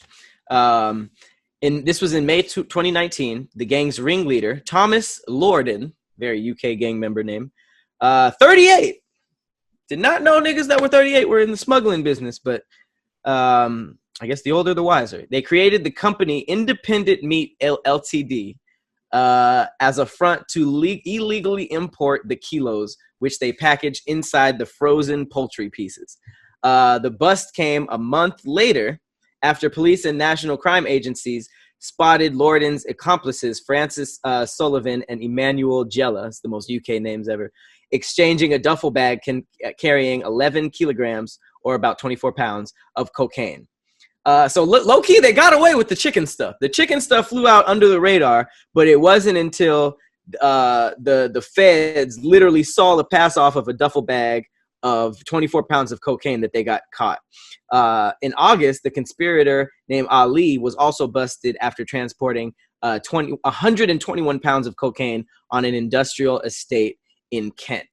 So, so they only got away with it for a month. They were in business for a month, and then they got caught? That's not successful at all. But that's the thing. The chicken part was good. They were gussing it up. That was successful. But then for some reason, these niggas went out in public and said, here's the cocaine, and that's how they were caught. So if you were on the chicken side of the operation, you would be pissed off. You'd be like, we all go to jail because of what? But here's the thing, though. See, you always have to read into it, right? Mm-hmm. So in the article, it said that they were busted after FBI saw them exchanging a duffel bag. Let me tell you this. The FBI is not going to be just at a chicken spot. If they were at that chicken spot and they spotted them, that means they already had intel that some illegal shit was going on. The FBI had probably been building a case against these guys for the last 4 to 6 months. Okay. They not just going on a one-off, just happen to come by. Bro, here's the difference between state and federal, right? So, like, if you getting charges brought against you from, like, cops and shit like that, they're going to bring you up on the charge that you were arrested for. Just that one charge for the most part. Yeah. They might add something on, like, resisting arrest or attempt to, with the intent to distribute cocaine or something like that. When the feds are coming after you, when the FBI is coming after you, they build a case that is airtight. They're going to get you on 1 or 10 things. They're going to do surveillance from 6 to 12 months. They're going to have a case that is so airtight that if you get off on 3, you're still going to get caught on 7. You're not doing that. You're not doing anything less than 15, 20 years. I guarantee it. The feds don't just be on no bullshit, bro. Yeah. If they caught them handing off a duffel bag, that means that they already had intel on them. So if they didn't get them on that, they get them on something else. So they knew about the chicken. They had to know about something, bro, because the feds, like, it wasn't like a federal agent was at the chicken's place eating something. It was like, hey, what are those guys doing? No, they was doing intel on these motherfuckers. I guarantee it, bro. Damn, so they low-key weren't good because it only happened a month later. Absolutely. They were horrible at this shit. Niggas should have taken a trade at ITT Tech because drugs is not your thing, my nigga. So do you think that, okay, how do you think this works? Do you think that they put it in the frozen chicken and just made a shitload of money on the cocaine and just reported that as chicken sales? Or do you think that the chicken is still sold? I think that the place that they opened probably was a processing plant, right? Mm-hmm. And I think that the duffel bag probably was like some extra shit that they were selling on the side. Because if like they got a processing plant, they're probably like skinning the chicken and cutting the head off and packaging it, right? But inside of the chicken, they're probably stuffing the cocaine inside of the chicken. They've removed the innards of the chicken. They stuff in as much as they can inside of the chicken, package it, put it on the truck, driving it to different places. They take it out, and then they take it to a supermarket or restaurant or wherever they're distributing to. This is how I would do it, right? So I'm thinking that if a bag was handed out, it realistically probably was a money bag. I don't think it was a cocaine bag because it's like, why would you move cocaine like that? But money is just like, you know, people they get lax, they get comfortable and shit like that. But cocaine, like you wouldn't be outside. Like, who's going to walk outside and hand somebody a bag full of cocaine? You would do that shit inside of the plant. You'll put it in somebody's trunk. But money, you would be like, oh, it's just, you know what I'm saying, it's money. Like, I don't think they're giving us a true story on it, but also I feel like you wouldn't do that type of shit. If you've been that cautious to create a whole fictitious business to hide your cocaine sales and distribution, why the fuck would you take some cocaine out the front door and hand it to somebody walking up? That's what I was thinking. That's why I thought that the chicken people were pissed off. I don't think they're giving us the full story, bro. Like, you wouldn't do, anybody that sell dope know you wouldn't do no shit like that. So is the chicken still sold though? Even though it's transported? Like, I'm just worried about this cokey ass chicken. I would imagine so. I would imagine, like, if the cocaine was like wrapped properly, like it was probably like bagged and then also wrapped in saran wrap, then it should be good. The cocaine shouldn't go through there. And like, it's not like when people try to smuggle drugs in and they like swallow the bag as dope, the trouble with that is like the acids inside your stomach will deteriorate the bag because that plastic will get destroyed by the acid in your stomach. Isn't that why it's in a balloon? Yeah, that's why it's in a balloon. But that's why. But even that balloon can get deteriorated from the acid because you have literal acid in your stomach that breaks down food. If it's inside a dead chicken that is no longer living, it has no acid, it has no stomach, everything's been removed, it's good. It shouldn't seep out of that package. You should be good. That's hella gross. It's wrapped up. You know what I'm saying? It's wrapped up. I saw this crazy video on Twitter. It was like a bust at the border, and it was a watermelon truck. And the feds basically cut open the watermelon and opened it, and there was hella weed in there. Yeah. And it's like, how the fuck did you seal a watermelon? And the caption is somebody had to snitch because it looked like a pretty like solid like business. They call somebody. Bro, here's the thing though, the fans always be watching, bro. And what they do, they will watch and they will find the person that is weak or the person that's slipping. And they'll, like, even when they find out who it is, then they'll build a case against that person. So when they arrest that person, they're like, hey, we got these 10 charges against you for this, and this. Who you work for. Or you could tell us about the operation and you get immunity and you'll be straight, right? So, like, they never, like, go at it half-assed. They know the full thing every time, bro. I mean, obviously, I've never been in that life. But when it comes to Netflix, I'm all about it. So if anything of that is true, then I'm pretty well versed. So here's what I have to say. It seems like with these things, every single cartel, and maybe this is just story writing because this is all fake, but it seems like every single cartel is crumbled by the accountant. Like, the accountant's the one nigga that's working the books, not really about that life. It seems like every empire, the crumble started with interrogating the accountant. So it's just like, why do cartels be hiring soft accountants? Because the accountant by Ben Affleck doesn't really exist. Oh, I didn't see that one. That was a good ass movie right there. The Accountant with Ben Affleck. He was the accountant for a cartel? He was accountant for a couple drug lords and like super criminals and shit like that.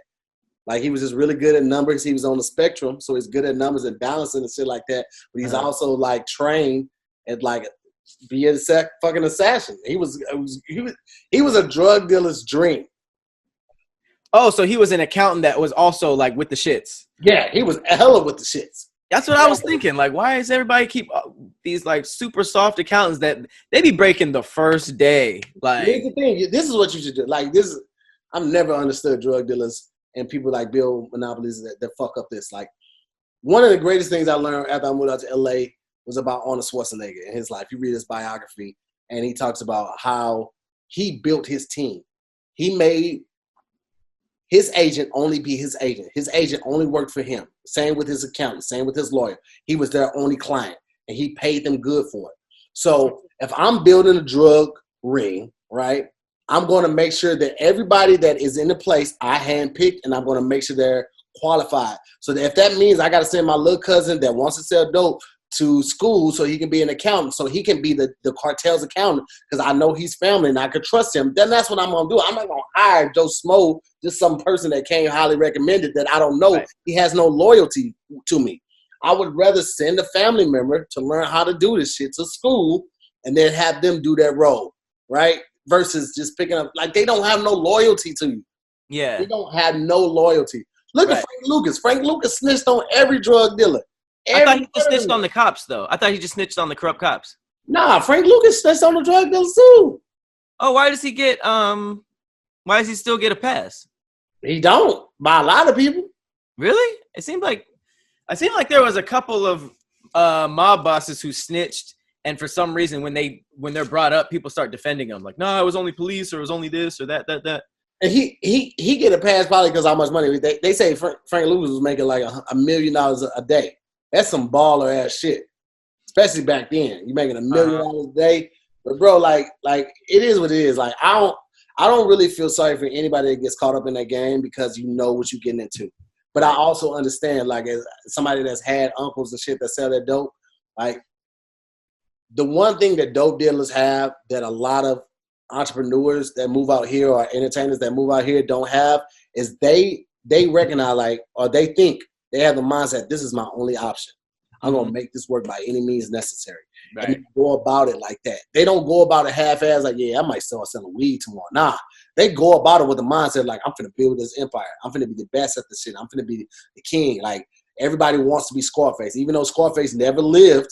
And any cut, the director's cut, the extended cut, he don't live in none of the shit. People always say, I want to be Scarface because he was the man for a minute. And people would rather be a man, the man for a minute than no man forever. And to me, it's just like, bro, like put that same energy and effort into something legal, nigga. Like, for real. Something that where you can actually use the money. But like, man, I be watching these like episodes like Narcos and stuff like that. And I be thinking like, this guy is really smart. He's like this is not a dumb man's gang. Like these dudes are business geniuses. So if they just swapped out kilos of coke for like jeans or like shirts, they'd probably be crazy good. Like, I mean, obviously cocaine is very quick money, but still.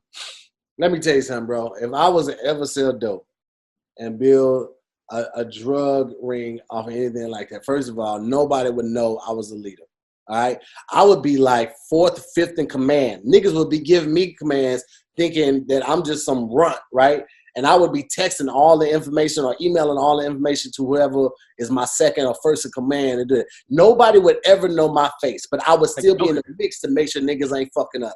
Like I would never be super attached to the dope. I would never be in the same car with the dope. I wasn't even in the same car with the money. I would just go do pickups or something like that, but you would never know who I was, and nobody would ever know my face because like that's when niggas get caught up.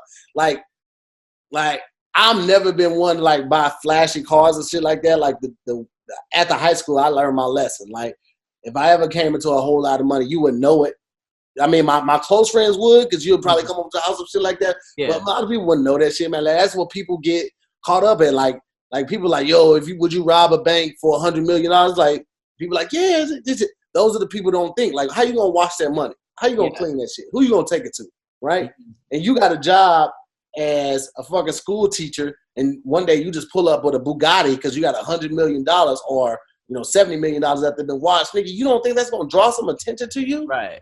And I'm gonna tell you this: when you first get money, you don't know what to do with it. You don't hire the accountant. You don't like get somebody that helps you manage that shit. You just like fuck.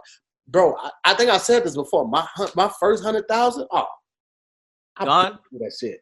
Yeah, I blew through that shit so fast, and I'm gonna tell you the truth. I probably got it in October. I had went through so much money by February, March when I had to pay taxes. I had to pay $17,000 in taxes. Damn. Off of buying stupid shit, bro. Because nobody told me.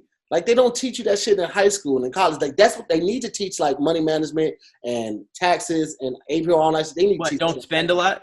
Huh? Not to spend a lot? Yes. And when you do, the taxes that going to come associated with it. Like, as an independent contractor, like, when we started the business account, I was like, yo, hold on. Before we, like, take any money out, let me talk to somebody about what kind of business we need to set up. Is it LLC? Is it a C Corp? Is it an S Corp? Because I've had those tax problems. I'm like, I'm not going through this shit again, bro. Right. So, like, I want to make sure, like, I know exactly what the fuck I'm doing. And that's where I'm at now. So, like, a lot of people won't put that effort into learning. They're like, oh, I do it. Like, nah, fuck that, bro. If I'm making $1 million a day, you better believe I'm signed up at somebody's night school taking business management and learning how the fuck to run this business and how to avoid taxes.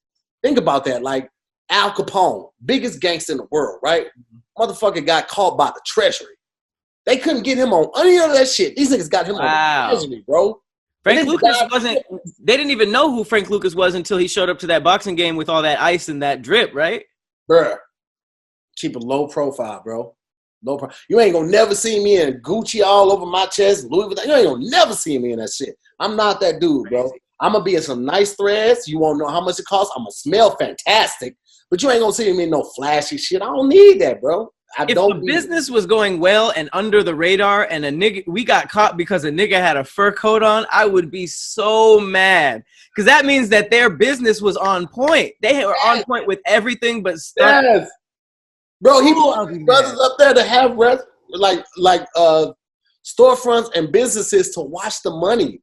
And besides, the laundromat is the best way to like clean money because that's money every day. People are coming in every day spending money there. You spend $20, $40 to wash clothes, all that shit. Every day you get money. So it's a low-key business that can prove that they make a shitload? Yeah, and you can clean that money. You mix the money out. You take some of the money that people brought, put it in with some of the drug money, hold on to some of the drug money, and then you keep doing it. So you keep mixing the money so you never get like, I'm talking too much. That was laundering 101, guys. I always thought it was interesting that that's called money laundering, and drug dealers also use like laundromats. Yeah, laundromats, yeah. Is that connected somehow? I don't know. Not at all. Laundering just means cleaning the money. Like you're cleaning the money. That's all. That seems a little on the nose to have a laundromat though to launder. You know what? I'm gonna just shut up from this point on. Well, I mean, you could know all this shit and not be doing it. Yeah. You're right. I'd be watching Narcos. I feel like I'm the piece to keep the feds off of damn internet. You scary because they'll look at me and be like, no. I told a lot of times my uncle did he was about to make a lot of dumbass moves. And I really thank my mom. I can never thank her enough. And I think about some of the dumb shit that I did as a kid, some of the dumb complaints that I had. But had my mom not done the shit that she did to make sure I went to school that I went to, I would not have the education I have. I would not have the tenacity and the wherewithal that I have to make the decisions that I made through life to like be where I'm at right now. And it's also from that schooling that I had that I saved my uncle's life. You know, God rest his soul, he passed this past year, but a lot of shit he would have fucked up. I'm like, bro, you can't do that because if you do this, this is going to happen, this is going to happen. I literally in high school started thinking about life like chess. But a lot of my family, they're literally checker-minded. They just think about that next move. And they don't think about how that next move is going to cost you 3 pieces on your board. Yeah. I'm always like, let me step back and peep the whole board before I move. On anything in my life, I always like that. Let me step back and see how this is going to affect next week. Let me go step back and see how this is going to affect next month. Most people can only see what's in front of them, right? And that's why, like, when you have something in your life that seems so big, so monumental, some shit go wrong, you freak out because you too close up on it, right? But if you step back a little bit, you take a look at it, like, oh, that shit ain't even that big, bro. I see exactly what I need. I see how I need to sidestep or how I need to climb over to get over that. But like, if you too close to the situation, you never take a moment to step back and reassess, you're gonna move like too fast. Like, there's no other way to put that. So like, my uncle was very thankful for me. And I loved him, so of course I looked out for him. But like a lot of people, man, fuck up by just not thinking enough, bro. Right. Sometimes that's how you learn, watching other people fuck up, though. That was exactly me. That was exactly me. Yeah, that was me from the beginning. That's why I didn't really get in too much trouble because I watch somebody else and be like, all right, well, I know what happens when you do that. And some people just don't do that. That's why you can't be making big decisions off of emotion. Yeah, hell no, bro. I learned that the hard way too. Like, if I get too mad, I would literally just remove myself from a situation, bro. Because if you move, here's the thing about emotion, though. It is not always bad. Like, if your emotion to fuels that will to see your family and it helps you like get through a fight or you'll get through a fucked up situation, and that's what like pushes you through, then that's great. But like, if you are like about to retaliate or, you know, get some revenge on something like that and you're just moving off emotion because they did this to your family member or friend or something like that, bro, like that never ends well. Yeah. Never ends well, bro. Right. And that's when you need to like chill out, relax, and think about your situation. Because oftentimes, like, decisions made in the heat of the moment are out of emotion, like sheer emotion, never have good endings, bro. Oh yeah. No, for sure. Like, there's laws with that. Like you can't, if you buy a gun, you gotta wait. Like you gotta wait a week. Ain't no. Let me buy this real quick so I can do something. Like that's literally the epitome of do not act on emotion. Just chill out, think about it. That's why they got that waiting period. They got a waiting period for in LA. You got to take the gun test, and then you buy the gun. They do the background check, and the background check right now is like up to 17 days. My homegirl just bought one, and they made her wait the full time. She thought she was gonna get it early. They made her wait the full time, and they do that just so it's like cool out and make sure you ain't finna like try to get back as my right away, man. Like just calm down, bro. Like I would never register my guns in LA though. I'm gonna be honest with you. The laws out here ridiculous. They're hella ridiculous. Where are they registered? Oh, moving right along. I just didn't know you could register them in other states, but maybe you can't. Maybe you can. No, I didn't register. I'll unknowingly get a nigga in trouble because I'm stupid. But that was some. I didn't admit to nothing. So ain't nobody can't nobody be charged against anything. I didn't admit to nothing, bro. I didn't even say I said if I had guns, I wouldn't. Oh, okay, yeah. Well, I mean, shit. That is a good lesson for people like me to shut the fuck up when it's time. That was also a good couple of gems from Tahir. So I think that's a great point to end this at. Appreciate all the patrons for watching. Appreciate the non-patrons for watching as well on Thursday. I might have said Tuesday earlier. I saw that in the comments. But yeah, appreciate you guys. We will see you guys next week. As always, I am Patrick Cloud. And I'm Tahir Moore. Y'all take it easy and be safe out there. Peace. All right, ciao. All right.